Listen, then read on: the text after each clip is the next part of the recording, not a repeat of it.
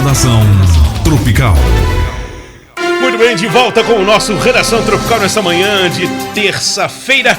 E agora tem a nossa entrevista. Lembrando que você pode participar, palpitar, tirar suas dúvidas através do nosso WhatsApp 995139696. Se você puder ajudar a gente e colocar a letrinha P antes, pra gente poder identificar que é pergunta e não alô, fica mais fácil, tá bom?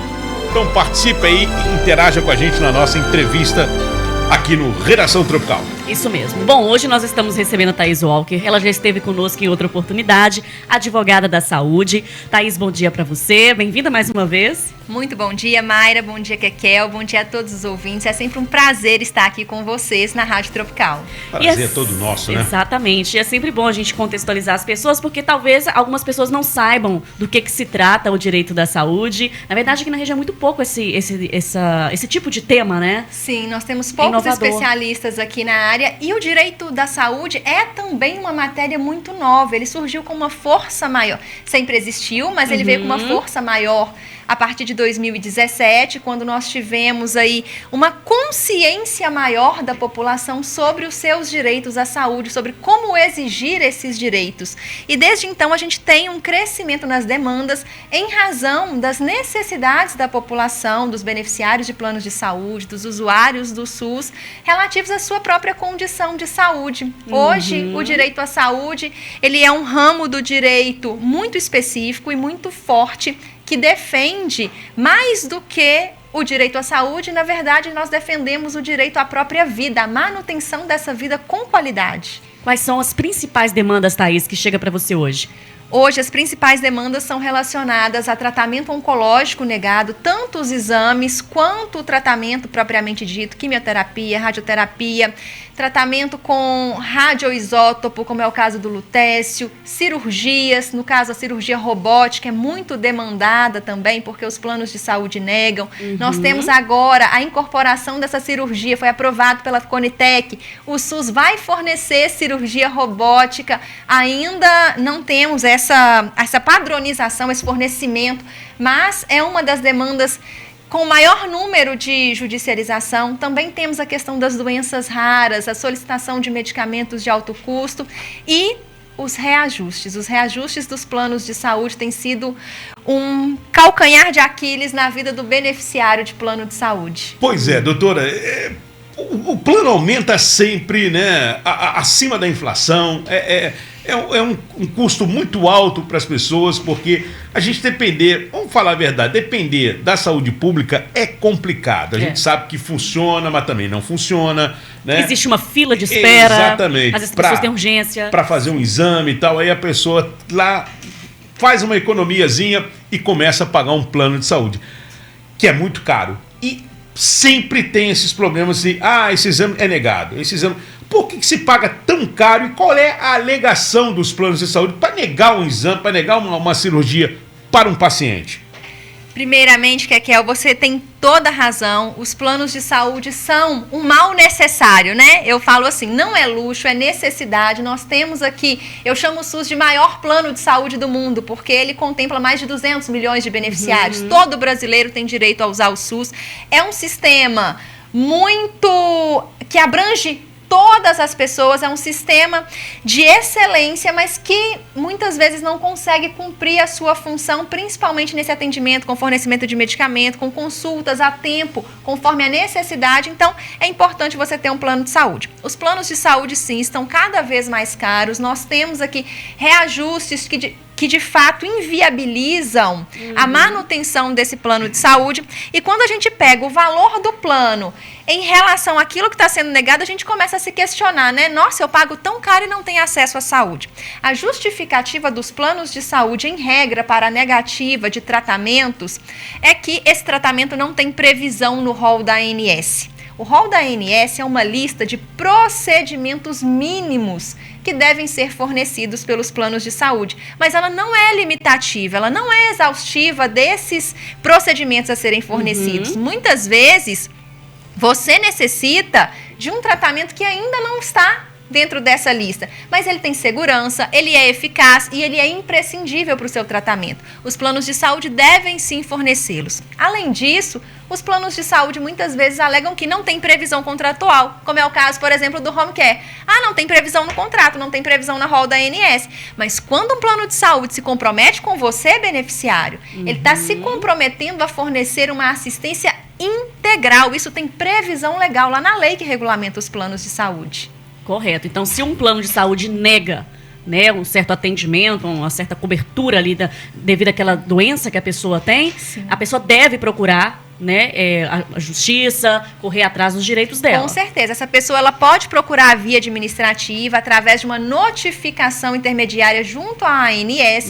Não obtendo uma resposta positiva, pode procurar um advogado especialista para demandar no Poder Judiciário. Mas eu tenho uma urgência e a gente tem um prazo ali para a resposta administrativa para saber se vai dar certo ou não. Procura um advogado, converse, estabelece uma estratégia jurídica para que você possa procurar o Poder Judiciário e defender o seu direito. Só tem um probleminha nesse meio do caminho, né? Que a doença não espera. Exatamente. Tempo é vida, Kekel. Por isso é tão importante você contar com um especialista que entende do seu problema, que entende o seu direito para demonstrar isso para o Poder Judiciário de forma muito clara. Olha, ela não pode esperar porque a vida corre risco. Por exemplo, um paciente oncológico, um paciente raro, como a esclerose lateral amiotrófica, ele depende de uma máquina para respirar. Como é que se aguarda? Exatamente. É impossível. E aí a gente entra naquela questão, porque o plano de saúde ele tem um tempo de carência. Então, às vezes, a gente até citou sobre a questão do SUS, a dificuldade que é para atendimento no SUS. A pessoa busca ali um plano de saúde mais rápido, né? Economiza e tudo, para conseguir agilizar. E aí entra a questão da carência. Daqui 2 anos você consegue fazer esse tipo de tratamento. Só que a pessoa não pode esperar. E aí? Vamos conversar aqui sobre a questão da carência, porque a carência, ela é devida. Quando a gente fala, por exemplo, de um plano individual ou familiar, ele pode estabelecer um período de carência para procedimentos de alta complexidade. Esse período de carência, ele vai variar. Por exemplo, você tem a carência de 30 dias, a carência de 180 dias, de 300 dias para parto. Isso é completamente legal. Agora, quando a gente fala de atendimento de urgência ou emergência, esse atendimento deve ser imediato. O prazo de carência é de 24 horas a contar da data da contratação. Então, você contratou hoje o seu plano de saúde, 24 horas depois desse contrato, você já tem direito de utilizar qualquer atendimento. Você precisa ser internado em UTI. Você tem esse direito de ser internada nessa UTI, porque é um atendimento de urgência ou emergência. Ótimo, fica aí então, né, conhecimento das pessoas. Olha, agora quando a gente fala do direito da saúde e o SUS, né, porque a gente sabe das demandas e as dificuldades que as pessoas encontram aí na saúde pública. Fala pra gente sobre isso. Em relação à saúde pública, a primeira coisa que eu quero que você, ouvinte, saiba é que a saúde é direito de todos e o Estado tem o dever de prestar assistência à sua saúde de forma integral.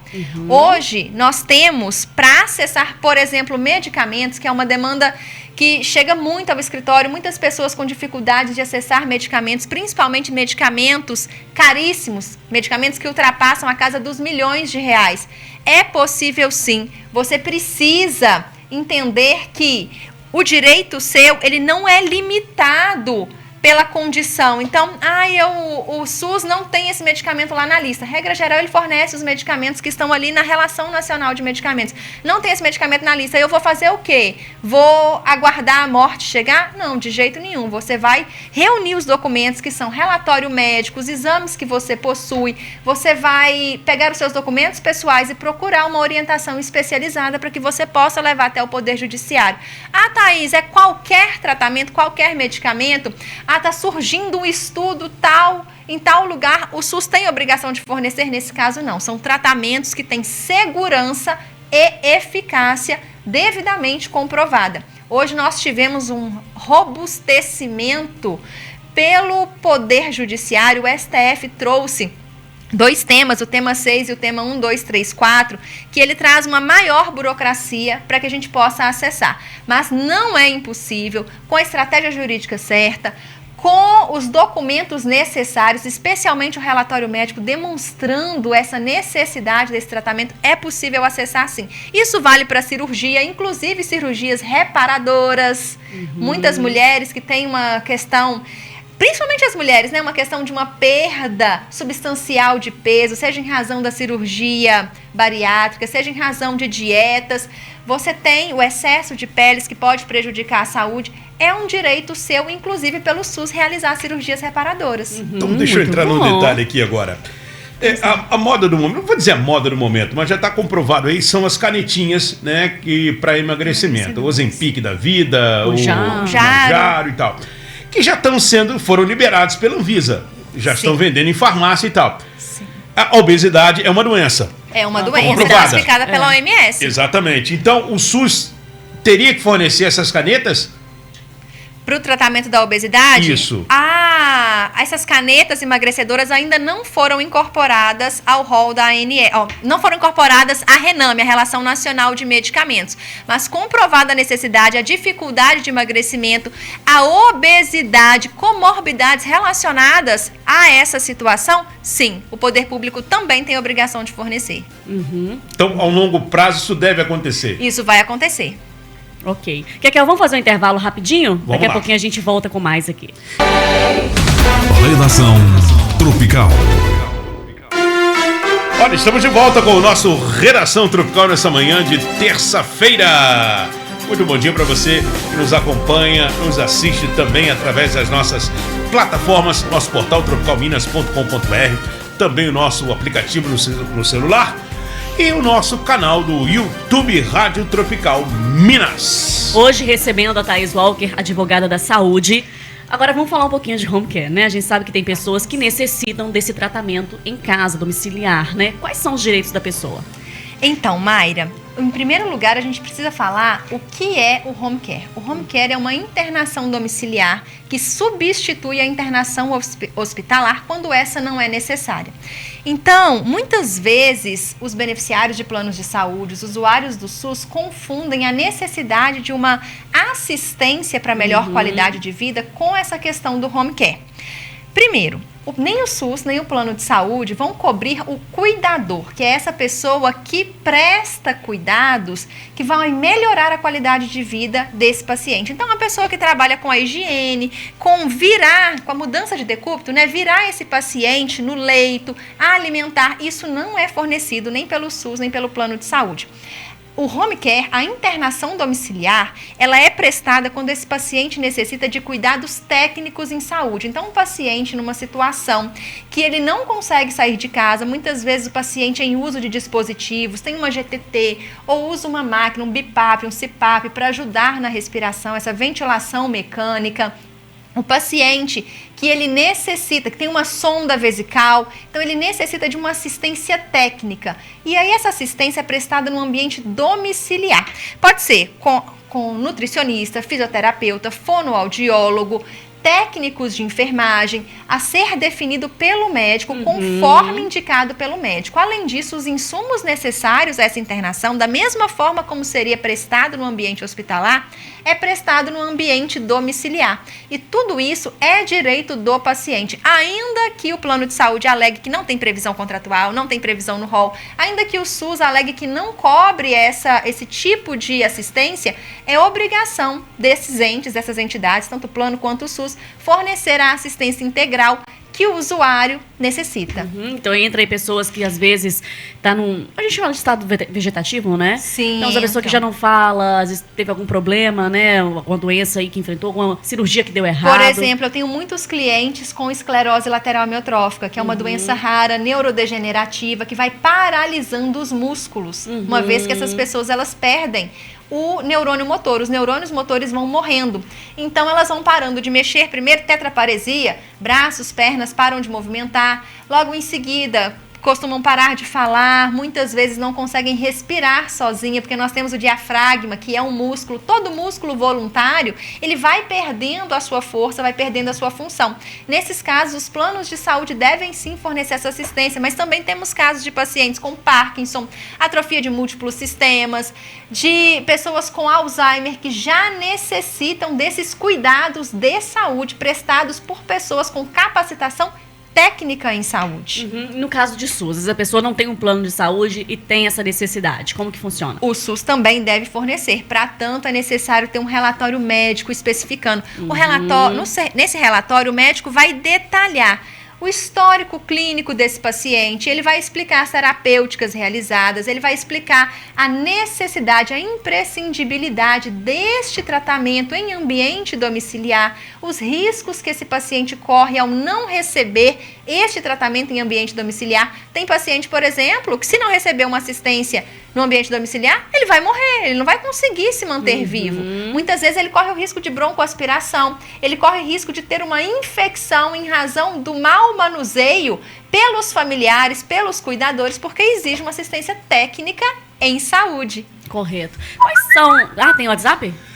Chegou perguntinha aqui. Ia pedir até a doutora que, se pudesse, assim, só plugar o fone. Onde é que eu coloco esse Pronto, aí. aqui? A Mayra dá uma auxiliada aí. Uma aula aqui, por gentileza. Pronto. Pode botar, ver se tá bom. Tá bom o volume aí? Tô ouvindo. Tá bom. Vamos aqui a pergunta. A nossa ouvinte, a Joana Dark, da Cachoeira do Vale, aqui em Timóteo, o bairro, né? Ela tem uma pergunta aqui. Vamos conhecer aqui qual é a dúvida dela aqui. Bom dia, Joana. Bom dia, Kekel. Ô, Kekel, deixa eu fazer uma pergunta. A minha cunhada era obesa e estava prejudicando ela até de andar. Aí, com muito custo, ela conseguiu fazer uma dieta e perdeu peso. Só que agora ela está entrando em depressão porque ficou aqueles restos de pele e tudo. Ela está até fazendo tratamento de depressão. E ela não tem condições de pagar uma cirurgia plástica para tirar o excesso de pele. Ela consegue isso pelo SUS ou não? Me informa aí, fazendo favor. Obrigada, tenha um bom dia. Passar a palavra para a doutora, né, Thaís, ela vai dizer, eu acredito que sim, né, doutora? Sim, Kekel. Bom dia, Joana Dark. No caso da sua cunhada, como nós temos aqui um processo de emagrecimento considerado um tratamento em razão da doença obesidade, as cirurgias reparadoras, elas se constituem numa etapa deste tratamento, ela tem um caráter funcional e o SUS tem sim a obrigação de fornecer. É importante a gente entender que não é um simples, uma dobrinha aqui, um excessinho aqui, é um excesso de peles que causa prejuízo à saúde. Então, causa candidíase, ele causa a fricção, pode causar feridas na pele, dificuldades de se locomover, além desse impacto psicológico. Então, você vai precisar realizar uma consulta médica com a indicação do seu médico, relatório indicando o caráter reparador dessa cirurgia e então solicitar ao SUS. Você vai fazer esse requerimento ao SUS. Em caso de demora superior a 6 meses, você pode buscar uma assistência jurídica. Mas eu acredito que neste prazo você já tenha uma resposta do SUS. Maravilha, viu? Joana Dark, então, por favor, auxilie aí, corra atrás, porque realmente ela tem direito e é uma coisa muito desagradável. Além de tudo isso que a doutora falou, tem também um incômodo na questão assim, da higiene também, que é muito complicado de se fazer. Né? Às vezes a pessoa precisa até de um auxílio de uma outra pessoa para fazer a higiene, porque, né, tem aquelas dobras e tal, e é complicado a pessoa fazer, né? Vem um mau cheiro, aquela coisa toda. Isso tudo deixa a pessoa depressiva realmente, né? E quando a gente percebe, né, tipo de situação, igual a gente citou, sobre exames ou cirurgias negadas, seja por plano de saúde ou SUS, neste caso, a pessoa às vezes se encontra numa situação que ela não sabe como recorrer. Né? Existe, assim, órgãos ou instituições que podem ajudar esse paciente a entrar com essa ação na justiça? Existem sim. Tanto a Defensoria Pública, aqui em Coronel Fabriciano nós não temos um órgão da Defensoria Pública, mas nós temos o Ministério Público. Você pode procurar o Ministério Público para te orientar e ajuizar essa demanda. Você tem alguma pergunta a mais, Kekel? Não. Já consegui tirar as minhas dúvidas e as dúvidas também que podem também ter sido de vários ouvintes aí, né? Porque realmente a gente fica muito preocupado em relação, porque se paga tanto, né, em plano de saúde e a gente vê sempre esses casos aí recorrentes, né, de pedido negado, de exame negado, a pessoa tem que correr atrás e tal. E chega a ser um tapa na cara da sociedade, porque é tão caro, porque é tão difícil pagar. Por exemplo, a minha faixa etária em um plano de saúde agora chega quase a R$1.000 por mês. Olha, Kekel, vamos falar aqui. A Mayra me revelou a idade do Kekel, pessoal. Eu tenho 53 anos, eu não tenho, posso falar. Eu já ia falar dos 70, Kekel. Não, Vai ter Aí 70 também aí vocês me derrubam, Porque né? eu quero contar uma coisa pro ouvinte. A partir dos 59 anos de idade. 59 anos de idade é a última faixa etária em que você vai sofrer um reajuste por faixa etária. Nós temos aqui duas modalidades de reajuste, que são os reajustes anuais. Todos os anos os planos de saúde vão aplicar. E nós temos também a questão do reajuste por faixa etária. A cada faixa etária que você completa, você vai ter ali uma porcentagem de aumento no seu plano de saúde. A partir dos 60 anos de idade, você não pode mais sofrer esse tipo de reajuste por faixa etária. Isso não cabe, isso é uma abusividade contra a pessoa idosa. Você está quase chegando lá, né, Kekel? É. Então já fica marcado. Falta um pouquinho, doutora. 59 é a última faixa etária. Falta um pouquinho, doutora. Falta. Também não desanima, não. Brincadeira. Né? Não, porque eu sacaneei, né? Falei Não. que tinha 70, ele Falou não. que ele tinha 70 anos. É, mas a gente O Juninho nem fala... tava ficando aqui mais, gente. A gente falando sério agora, é muito realmente. A gente sabe que é claro que a idade vai aumentando, né? A probabilidade das doenças também vão. Nosso corpo vai ficando velho, é igual carro velho. Carro velho vai ficando velho, vai começando a quebrar as peças, você tem que trocar peça todo mês. E assim também é o ser humano, que nosso corpo é uma máquina, né? Enfim. Tem prazo de validade, né? Exatamente, né? Isso aí. Agora, a minha eu rasguei. Agora, uma coisa que... Por que é tão caro assim, doutor? Porque é muito caro. Os planos são caros para as pessoas, né, com essa faixa etária acima. Hoje em dia, a gente vê um plano aí, por exemplo, como eu falei, a minha faixa etária aí é 700, 800, 900, R$1.000. Quase um plano de saúde completo aí. Dependendo da modalidade que você vai escolher, se é um quarto particular ou se é enfermaria, chega aí a bater quase R$1.000.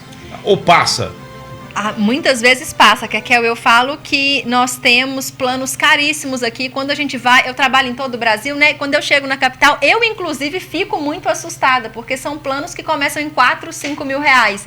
Eu fico, meu Deus, como é que essa pessoa vai manter esse plano de saúde com o passar dos anos? Então, antes de mais nada, eu queria dar uma dica aqui para o nosso ouvinte, que reajustes são aplicados todos os anos. Se você tem um plano de saúde individual ou familiar, esse reajuste deve observar o teto da ANS, que para este ano de 2025, até 2026, até maio de 2026, será de 6,06%. Agora, em sua grande maioria, os planos de saúde são contratados na modalidade coletiva, tanto empresarial quanto por adesão. Nesse caso, não existe um teto para o plano de saúde. No entanto, esse reajuste deve ser aplicado com lastro atuarial. Então, o seu plano de saúde ele tem que explicar aquele reajuste que está sendo aplicado no seu contrato. E muitas vezes, os planos de saúde aplicam reajustes de 39%, 40%, 50%. Tem uma cliente que chegou para mim essa semana com reajuste de 80% no seu contrato, sem qualquer justificativa. Isso é completamente indevido e completamente abusivo. Eu me pergunto muito como que a ANS pode chegar num teto de reajuste de 6,6%, 6,06%, e a operadora de plano de saúde pode trazer um reajuste de, o meu caso, por exemplo, 27,28%, e entender que isso é normal. Não é normal. E os planos têm, né, respondendo agora a sua pergunta, Kekel, ele tem esse valor mais caro. A gente entende que nós temos um contrato que é mutualista, a gente deveria ser. As pessoas mais velhas estão pagando menos e usando mais, enquanto que os mais jovens estão pagando mais e usando menos. Então, para trazer esse equilíbrio no plano de saúde. Muitas vezes a gente vê valores aqui extremamente abusivos, todavia a gente sabe que os valores dos serviços são cada vez mais caros, nós temos tratamentos extremamente caros que os planos de saúde devem cobrir. Então, essa justificativa desse valor aqui está em razão do serviço fornecido pelo plano de saúde. Agora, para a gente finalizar, quais são os maiores desafios, né, para garantir que os direitos da saúde cheguem a todos os cidadãos? A informação é o maior desafio. Muitas pessoas não conhecem os direitos que têm e muitas pessoas padecem em razão da falta de informação. Tantas pessoas que chegam e falam assim, poxa, eu conheço fulano, meu vizinho, ciclano, ele morreu porque ele não fez o tratamento tal. O plano falou que não fornecia. Lá o médico do SUS falou que não fornece. Gente, A assistência à sua saúde, ela deve ser fornecida de forma integral. Você tem direito de buscar uma segunda opinião. Esse médico aqui falou que o SUS não vai fornecer isso, então deixa para lá. Procura uma segunda opinião. Se for o tratamento indicado para você, corre atrás disso. É direito seu. Olha, eu tava quietinho aqui, aí a Mayra veio me cutucar. Tem alguma pergunta? Eu tava no modo stand-by. Quietinho. Você vai que eu invento. Aí pronto, aí já pintou uma aqui que realmente pode ser pertinente aí a muita gente. Hoje em dia, doutora, se fala muito... Não, se fala não. É a realidade. O povo tá doente mentalmente. Sim. Né? Sim. E tal. E muitos planos não cobrem esse tipo de doença. Ou seja, um psicólogo, um psiquiatra. E a população realmente está provado que o ser humano está doente mentalmente. A gente vê coisas acontecendo que é surreal. E quanto a isso, já é reconhecido? Você tem direito, olha, eu tenho problema, estou passando por um período depressivo, numa escala lá em cima, enfim, né? Já penso até em atentar contra a vida e tal. A gente tem, o plano tem que cobrir isso? Essa assistência com o psicólogo? Isso. Com certeza. E o psiquiatra também é um médico que deve estar ali na lista de credenciados do plano de saúde. Se ele não tem um credenciado, se ele não tem um médico do próprio plano, ele vai custear esse atendimento com um médico particular. Então eu solicitei ao plano, o plano negou, ou o plano falou, vai, consulta e eu vou te reembolsar. Você vai apresentar a nota fiscal para o seu plano de saúde para que você seja reembolsado daquele atendimento que você realizou. E com a indicação de tratamento, de assistência psicológica, fazer um acompanhamento com o psicólogo, o plano de saúde deve custear e ele não pode limitar a quantidade de terapias. E o SUS hoje oferece também? O SUS hoje oferece também essa assistência, tanto de psiquiatra quanto de psicólogo. Inclusive, temos muitos medicamentos já na lista do SUS sendo fornecidos, tanto pelo Estado quanto pelo município. Correto. Excelente. Muito obrigada, Thaís, pela sua participação mais uma vez, né? Chegamos aqui ao final. Imagina, Mayra, é sempre um prazer estar aqui com vocês. Tendo dúvidas, vocês podem mandar também lá no meu Instagram, vai ser um prazer responder. Posso falar aqui? Pode. É @ThaísMeloWalker, Thaís com H. Podem ficar à vontade, que eu estou lá à disposição. Muito obrigada. Maravilha. Obrigado mais uma vez, viu, doutora? Eu que agradeço. Foi esclarecedor aí as dúvidas, as nossas perguntas aí, que são dúvidas de muitos ouvintes também, né, Mayra? Isso, com certeza. Bom, nosso Redação vai ficando por aqui, né?